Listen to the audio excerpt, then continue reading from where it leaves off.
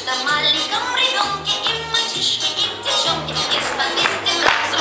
И пили наши руки, лучше тут мешать и прыгать, чтобы ногами трогать. И ночью забыться двора, попахнет его. Каждый новенький ребенок вылезает из пеленок и теряется повсюду, и находится везде. Он всегда куда-то учится, он ужасно огорчится, если что-нибудь на свете вдруг случится. Чому гостей зібралось так багато? Не через нас, бо ми ще малюки. Погляньте, нарядились, мов на свято. Ми впізнаємо вас, ви всі випускники. Ви пам'ятаєте, як на садок ходили? Були маленькими, як ми.